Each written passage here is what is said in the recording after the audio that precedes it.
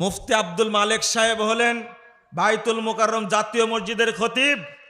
এই যে দেওবন্দি মোল্লারা আহলে হাদিস মসজিদ, তারা 3 তলা মসজিদ করবে, 21 সাল থেকে মসজিদ চলছিল, ভেঙে দিয়েছে, এখন মসজিদের ভিত দিবে। ঠিক ওই মুহূর্তে গিয়ে মসজিদ দখল করেছে।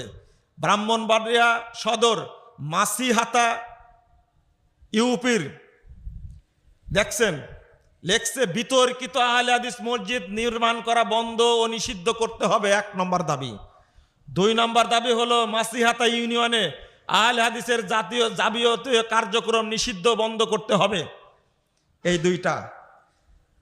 ব্রাহ্মণবাড়িয়া শহর কি দেওবন্দীদের জন্য রেজিস্ট্রি করে দেওয়া হয়েছে? এই ভাইয়েরা কি ব্রাহ্মণবাড়িয়ার নাগরিক না? আজকে হেফাজতে ইসলামের দায়িত্বশীল শাইখুল হাদিসের ছেলে মামুনুল হক কি উত্তর দিবেন? তাদেরকে নিয়ন্ত্রণ করেন। একজন আহলে হাদিস 21 সাল থেকে নিজেদের জমিতে মসজিদ তৈরি করেছে, নিজেদের জমিতে সালাত আদায় করছে, নিজেদের জমিতে মসজিদ তৈরি করবে। তুমি কোন দর্শন শিখবে? মসজিদ করে তুমি বন্ধ করে দিবে কিনা?